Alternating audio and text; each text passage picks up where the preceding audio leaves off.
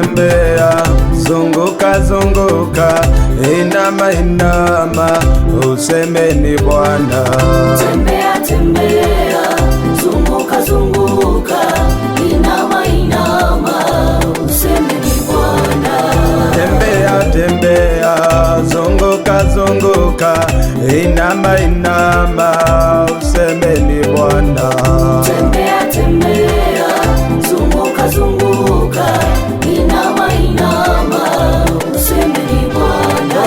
Shokoro shokoro, abudu abudu, inuka inama, useme ni Bwana. Tembea tembea, zunguka zunguka, inama inama, useme ni Bwana. Tembea kwa maringo, uoneshe kidogo, uruke sana, useme Mwokozi. Tembea tembea, zunguka zunguka, inama inama, useme ni Bwana. Akikuponya magonjwa, shukuru milele, akikuinua sana, useme ni Bwana. Tembea tembea, zunguka zunguka, inama inama, useme ni Bwana.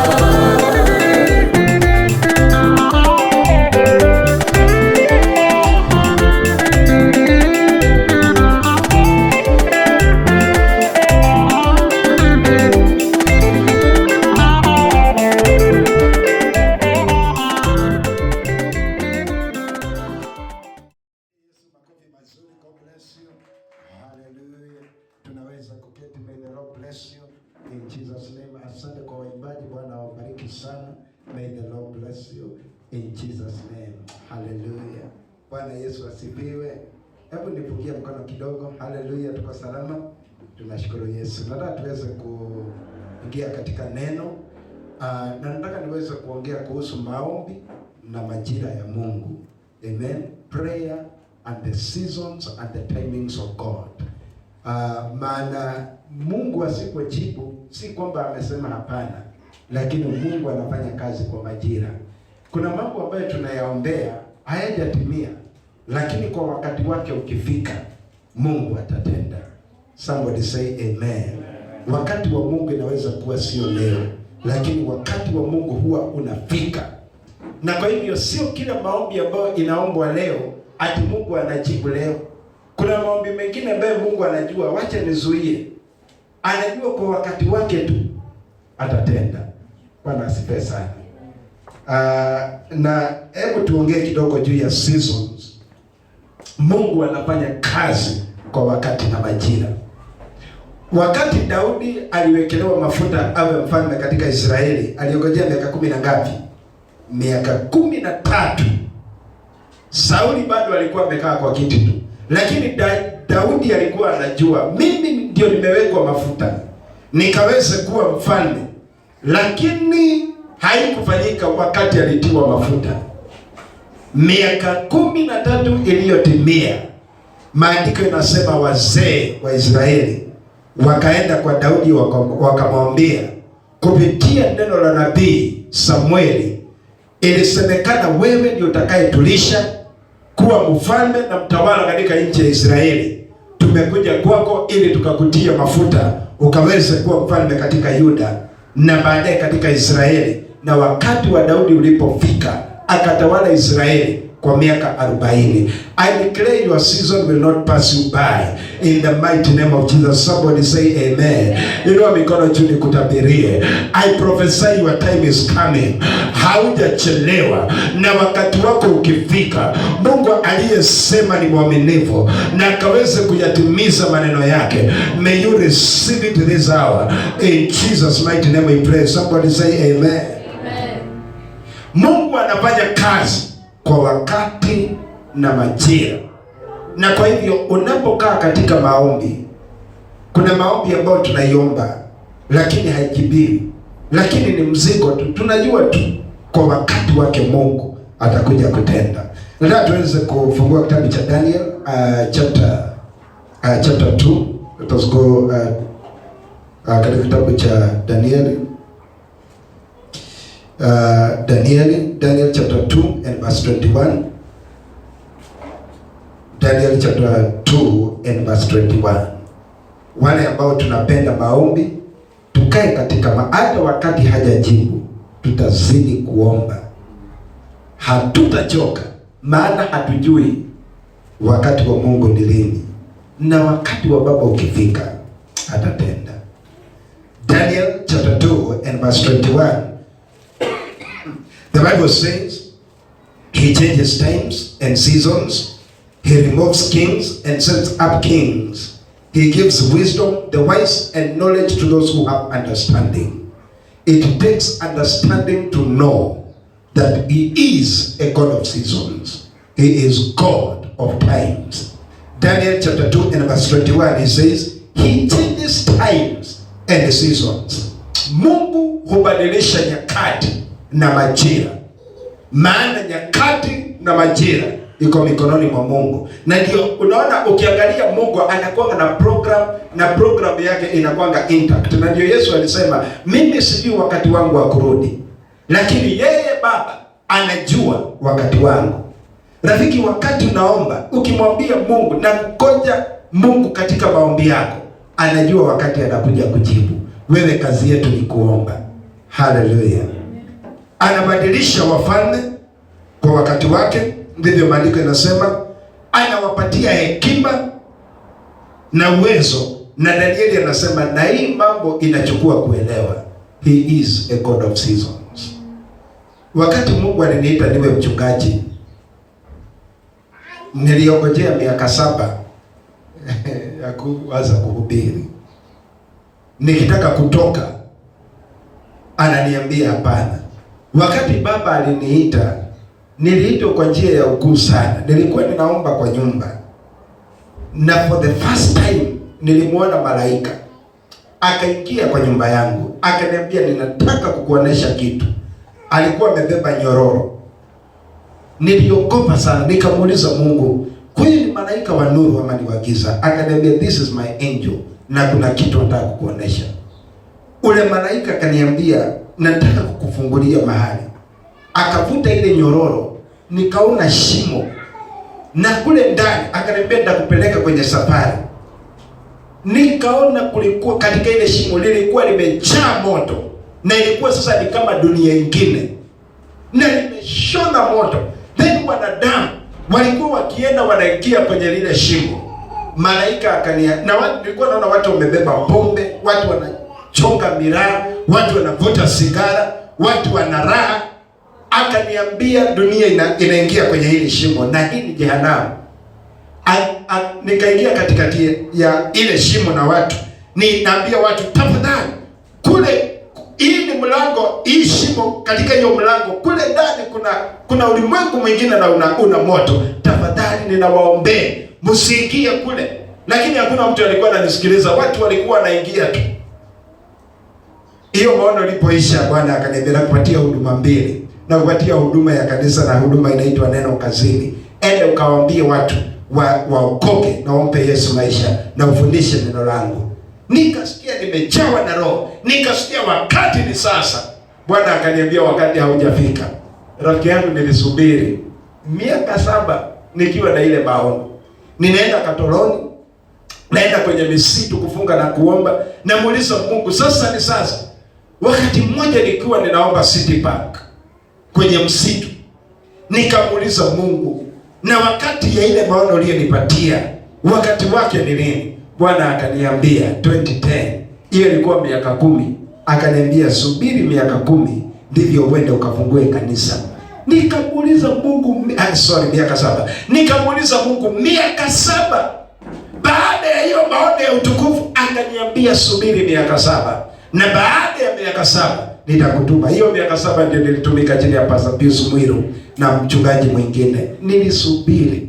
Lakini wakati wa kuitwa unafeel ndio wakati huu. Sasa Bwana nataka niende. Lakini nikakuja kujifunza hekima ya kwamba maombi na matamanio ya moyo wako Kuna mambo mengi umeficha katika roho yako. Wengine wanataka kufungua makampuni, wengine wanataka kufungua shule, wengine wanataka kuandika kitabu, wengine wanataka kuinvest kwa real estate, na mambo hayendi vizuri.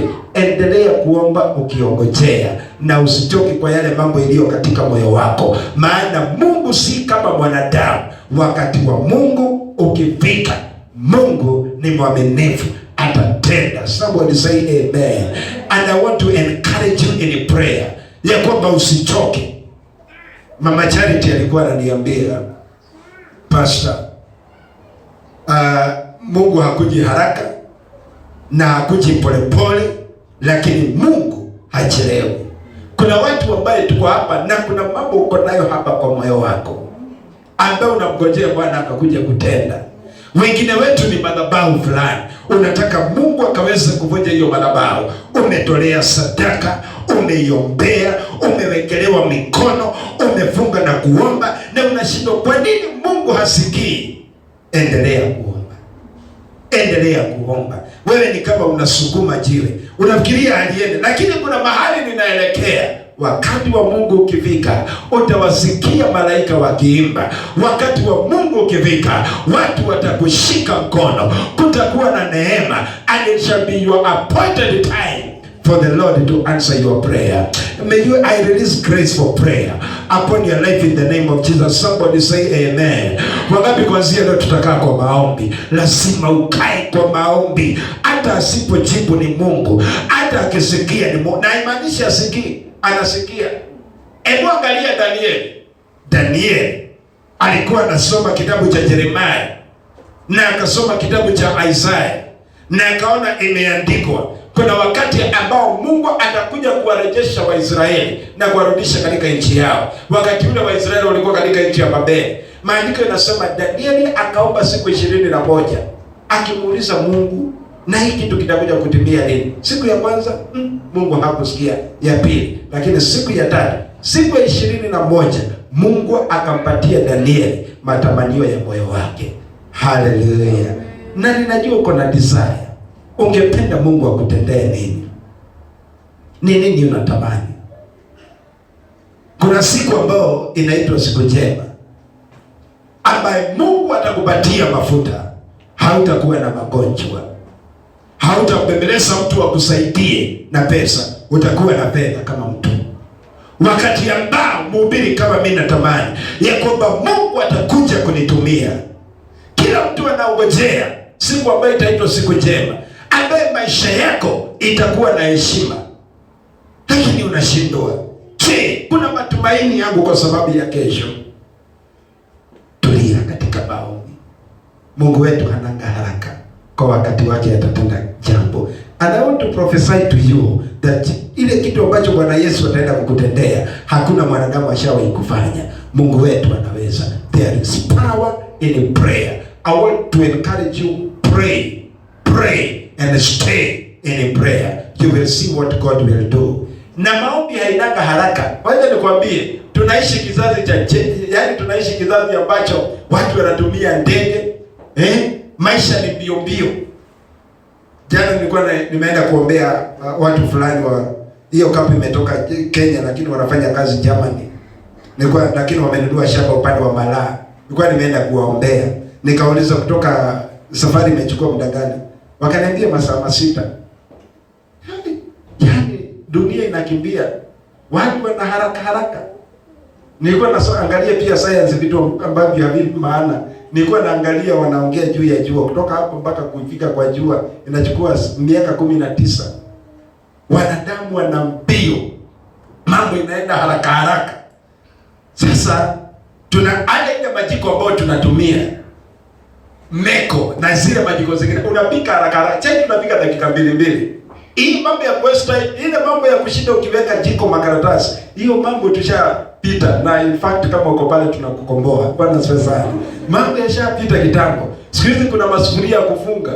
Githeri dakika 20, 10 imeisha umetoa. Mambo ni haraka. Lakini sasa Mungu ndio inaitwa the old book. Mungu wetu hana haraka. Ukiwa na maombi ya haraka haraka hawezi kumwona Mungu. Lazima ukae kwa maombi kwa muda ili Mungu akaweze kujitukuza. Somebody say amen. Na ninawachilia neema ya kuomba muda mrefu, na ninawachilia maombi ya 1 hour. Yaani sijui kama hapa shamba tunaweza kurejeshewa neema. Mtu anaomba 1 hour, unaomba 2 hours, unaomba 3 hours, hata unaweza kuomba masaa 7.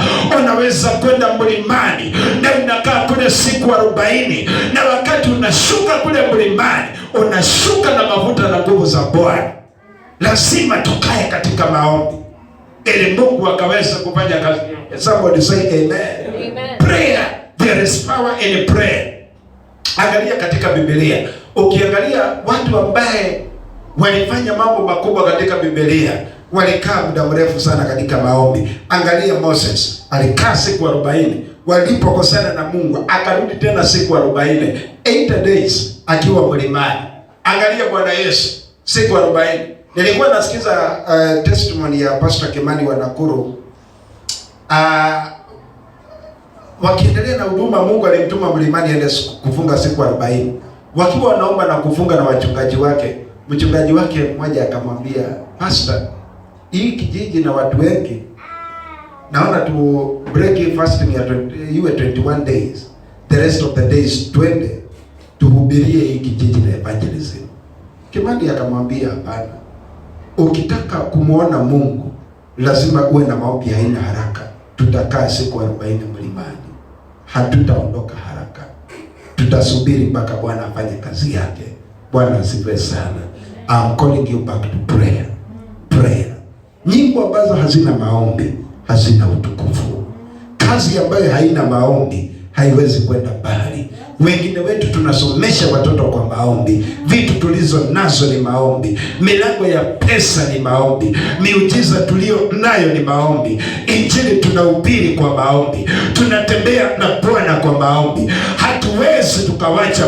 In fact inakaa fanatical, lakini ule Mungu nimemuona kwa maombi.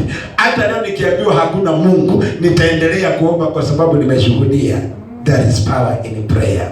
I am encouraging you to pray. Somebody say amen. Amen. Tunaweza tukawa na maono, tunaweza kuwa na mipango, tunaweza kuwa na mambo makubwa, lakini Mungu asipokuwa kazini, kazi yetu ni bure. There is power in prayer, and I am encouraging you, pray, pray, pray. Wacha tuzungumze kwanza. Kwa nini maombi imekuwa victimized? Because hakuna ibada zingine ambazo watu wana uchovu isipokuwa ni ibada za maombi. Hebu submit watu katika maombi, watu wanachoka. Lakini weka sherehe. Hata hapa tuseme tunakuwa na siku 3 za maombi, utaona vile hapa kutakauka. Utaona watu wawili wanaingia, watatu, hatuna uhakika kama maombi inaendelea ama hakuna. Lakini nakwambia, sema kuna mwimbaji fulani anakuja hapa, uniambia hata hii church watu wanatuambia hapa tupanue. Yaani mwanadamu alipenda pleasure, but that is not your opportunity, and that is not you. You are called to pray that you may see God. Somebody say amen. Amen. There is power in prayer. Na maombi kwa wakati wake Mungu atakuja kusikia, maana Mungu si mwanadamu. Hebu tufungue kifungo katika kitabu cha Zaburi, Psalms 51, Psalms 50 rather, Psalms 50, Psalms 50.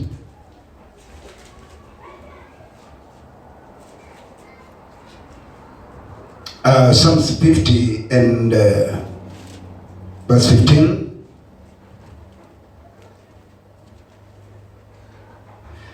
Psalms chapter 50 and verse 15. If you're there, say amen. Hallelujah. Maandiko yanasema, and call upon me in the day of trouble, I will deliver you and you will honor me. Ukaniita siku ya shida, siku ya mateso, na mimi nitakuokoa na wewe utanitukuza. Sasa hii tunaishi wakati wa corona. Si tunaona watu wanaanguka, watu wanaenda. Lakini bado lazima tutafutie watoto. Juu sasa tukisema tukae nyumbani, tutajiendeleza namna gani? Lazima tufanye kazi.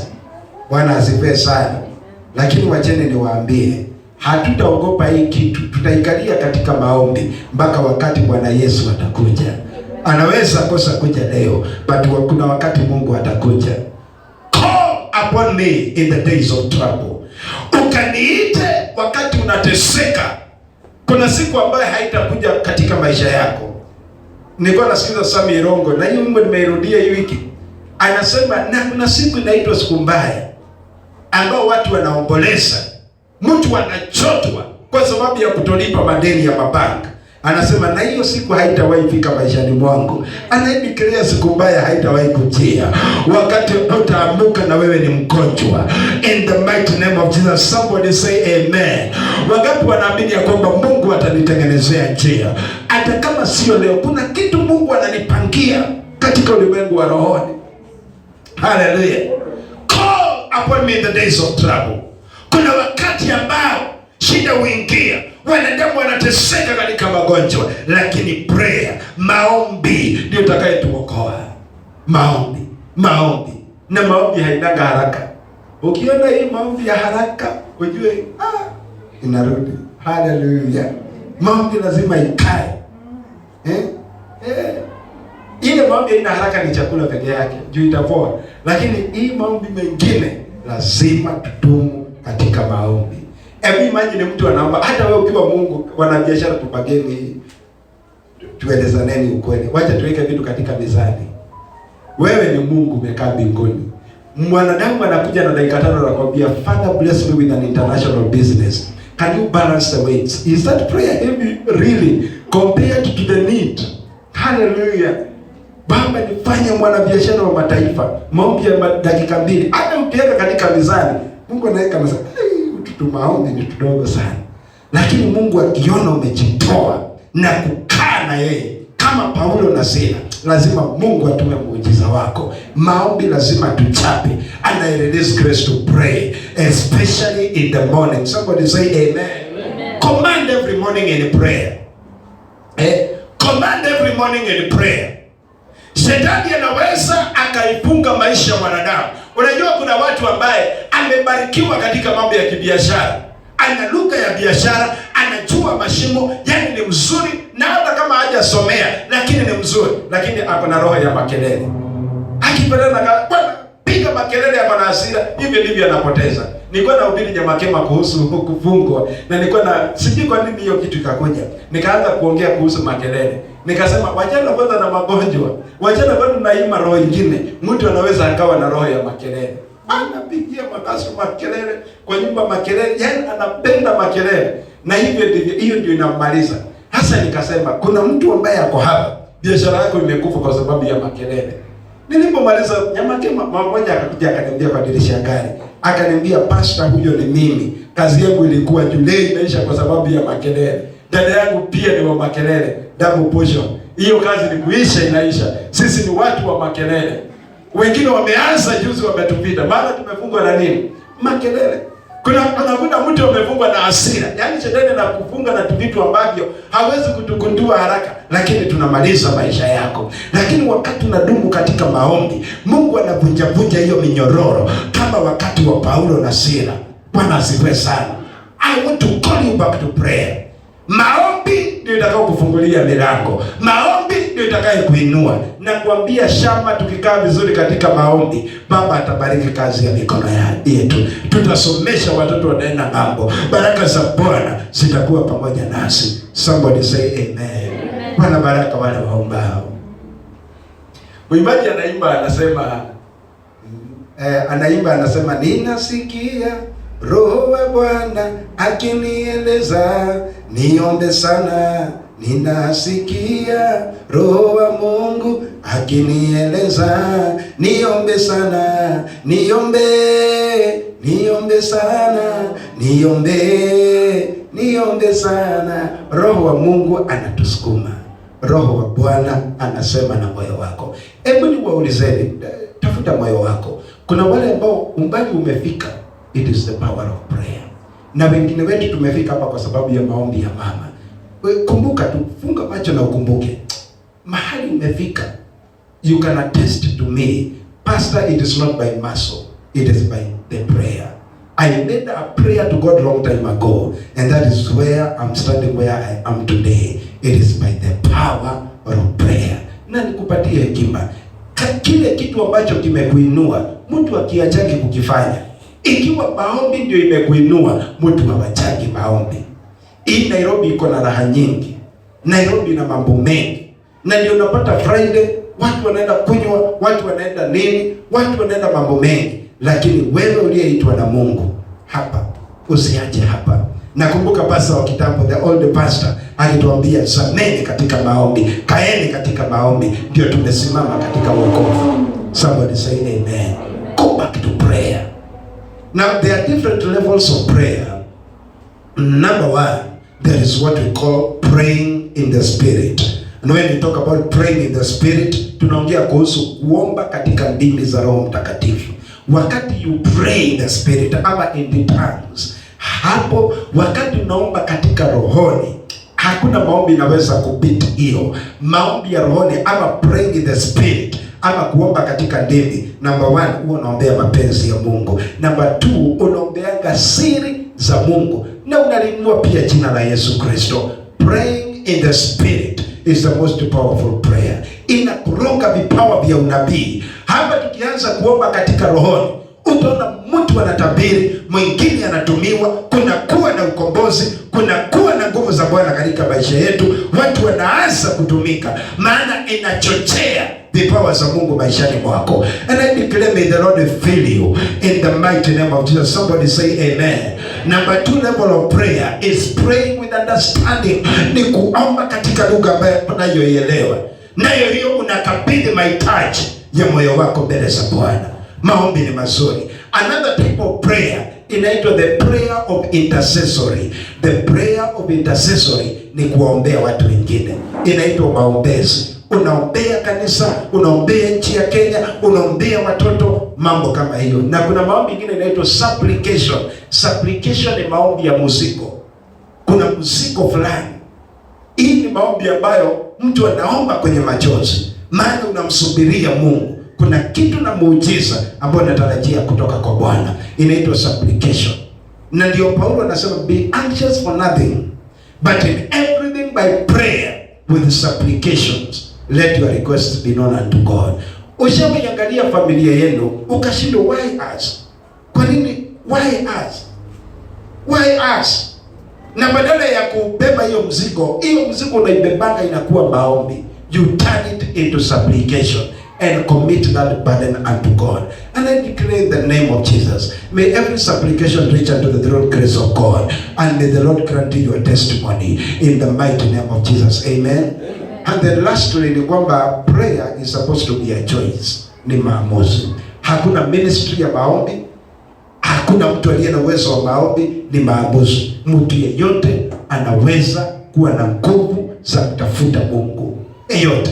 Hakuna mtu aliye na, in fact hakuna kipawa cha roho, kipawa cha maombi. Inakuanga maamuzi. You make a choice from today, I shall be praying. Somebody say amen. Na mimi nataka kukuencourage kuanzia leo. Mtafute Mungu, ataonekana. Tafuta Mungu katika maombi. Tafuta Mungu katika kufunga. Tafuta Mungu wakati wa asubuhi. Ana declare hapa shamba, tutarudisha maombi ya kufunga na kuomba. Tutarudisha maombi ya mikesha na maombi ya kufunga pia. Tunatangaza tuko na siku 3 za maombi. Wangapi wataniunga mkono na tunaomba? Hallelujah. Amen. Hata sisi kama kanisa tunapaswa kuwa na siku yetu. Tunasema Friday hakuna mtu anakunywa chai na anakula mkate. Tunaingia katika maombi. And I'm telling you, you will see what God will do. Nataka tuweze kusimama. I want to pray for grace. Grace for prayer in the name of Jesus. Danieli anasema, maana Mungu ana wakati na majira, na maombi ina nyakati na majira. Kuna mambo ambayo unayaombea Mungu hajasikia leo, lakini kwa wakati wake Mungu anayasikia maombi yako. Kwa wakati wake Mungu atakuja kuyajibu. Inua mikono yako miwili mbele za Bwana. In the name of Jesus. Father, in the name of Jesus, I pray for these your people. I commit them into your able hands. I release grace for prayer. In the name of Jesus, prayer in the morning, prayer at night, prayer for prayer and fasting upon our lives in the name of Jesus. We declare we are coming back to prayer, restoration of prayer upon our lives in the name of Jesus. Ninakurejeshea neema ya kuomba asubuhi, ninakurejeshea neema ya kufunga na kuomba, ninakurejeshea kwa neema intercessory in the name of Jesus Christ. Baba, utusaidie leo, utupatie nguvu ya maombi, maana tukiomba tutaona miujiza. Tukiomba magonjwa ya kansa itawachilia familia zetu. Tukikaa katika maombi, magonjwa ya korona haitafikia watoto wetu. Tukikaa katika maombi, tutakuwa na ulinzi wako maishani mwetu. Tutajazwa na Roho, tutatembea na Bwana, tutaziona nguvu zako maishani mwetu in the name of Jesus. Tutaomba kwa sababu ya nchi ya Kenya. Tutawaombea watoto yatima, tutawaombea watu walio na mahitaji, tutawakomboa watu kupitia nguvu za Bwana in the name of Jesus. Hatutakauka kiroho, tutajazwa tena na kuinuliwa tena. Tutakuwa na revival maishani mwetu. Asante Bwana, unaweza. Inua mikono juu. Father, we give you praise. Hallelujah. Hallelujah. Hallelujah. We worship and we give you praise. Hakuna Mungu mwingine aliye kama wewe. Hakuna Mungu mwingine aliye kama wewe. Ninajua Mungu mwingine aliye kama wewe. Hakuna Mungu mwingine aliye kama wakuabudiwa ni cheo, wakuheshimiwa ni wakupewa sifa ni Jehova Mungu anaishi. Hakuna mwingine wakuabudu ila ni wewe, ni wewe Jehova. Hakuna mwingine wakuabudu ila ni wewe, ila ni wewe, ni wewe Jehova. Hakuna mwingine wakuabudu ila ni wewe, ila ni wewe, ni wewe Jehova. Si wana wako tunakuabudu, angalia Bwana. Watoto yatima wanakusubiri, angalia Bwana. Kanisa lako linakutazama, angalia Bwana. Angalia Bwana, angalia Bwana, angalia inua, angalia Bwana. Ingia kwa maombi ya dakika 5. Mwambie Bwana mahitaji ya moyo wako. Mwambie Bwana kile ambacho unataka kaweza kukufanyia. Ombea kazi yako, ombea watoto wako, ombea taifa la Kenya in the name of Jesus. Rabababo shirere barabuzaya, ribababo shirere barabuzaya, riba shirere barabuzaya, riba shirere barabuzaya, shirere barabuzaya, riba bababo shirere barabuzaya. Baba, katika jina la Yesu Kristo Jehova, ninakuja mbele chako cha enzi ya mchana wa leo Bwana, ukaweze kukumbuka watu wako Jehova, ukaweze kuachilia uponyaji, ukaweze kuachilia uwezo wako, ukaweze kuachilia uwezo na nguvu katika jina la Yesu Kristo. Rima shandara mulima rabazaya, ninapocha kila madhabahu, ninapocha kila kazi ya Shetani ambaye yetu haitafanikiwa leo. Ninawachilia neema ya maombi, ninawachilia nguvu za kutafuta uso wa Bwana in the name of Jesus. Rindirire Masaya Elima Baba Musaya Shirire Morina Musaya Rika Baba Musindire Masaya in the name of Jesus. Father, you are worthy of praise, O God. Tunakuabudu Bwana, wachilia neema ya maombi, wachilia nguvu zako Bwana, katika jina la Yesu. We give you praise, O God, in the name of Jesus. Tunapoomba, kwengine uko pale, haleluya, kwengine uko pale na uko mgonjwa, unaniambia pastor, ukaweza kuniombea, ningependa ukaweza kushika sehemu ambayo unaumia, mahali ambapo nasikia una maumivu. I want to release the healing grace in the name of Jesus. Baba, katika jina la Yesu, ninakemea kila magonjwa ya kifua, ninatangaza kuanzia leo funguliwa. Be free in the name of Jesus. I cast that infirmity. I command it to leave your body. Every strange thing in your body, by the power of the anointing, I command that sickness out of your life in the name of Jesus. Ninakemea kila magonjwa katika mwili wako. Ninawachilia uponyaji wa tumbo, ninawachilia uponyaji wa kifua chako. Kifua chako kifunguliwe leo in the name of Jesus. Kila headache ninaikemea. Asante Bwana, maana unafanya kazi yako. Ninawachilia miujiza ya kazi, ninawachilia miujiza ya ng'ambo, ninawachilia upako na uwezo. Baba, wakumbuke watu hawa. I release your miracle today and I declare, may the Lord grant you your miracle in the name of Jesus. Asante Bwana. Inua mikono yako juu, nikataka ukaweza kuomba maombi ya mwisho. Mwambie Baba, nipe neema ya kutafuta uso wako, maana Biblia inasema nitafute maadamu ninapatikana. Kuna wakati ambao utafika hatutakuwa na access ya maombi.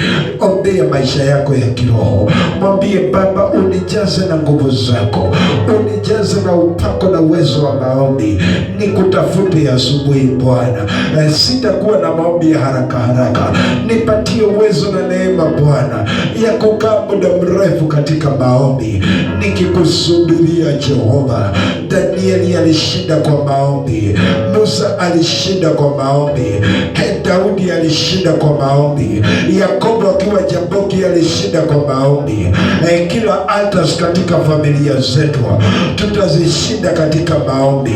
Tukiomba kuna mafuta, tukiomba Mungu anaanza kunena, tukiomba tunajazwa na Roho, tukiomba laana zinavunjika, tukiomba Mungu anaanza kufanya kazi yake, tukiomba tunaishi maisha matakatifu.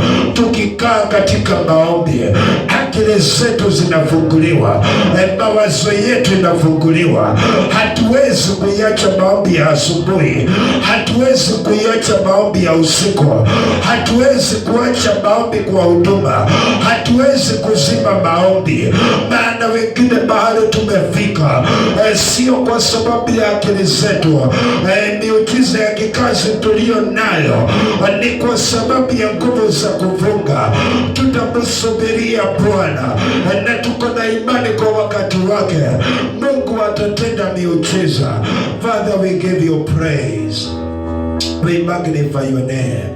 Ninakutabiria katika jina la Yesu, milango yako ya mambo ifunguke. Mungu akubariki na kazi.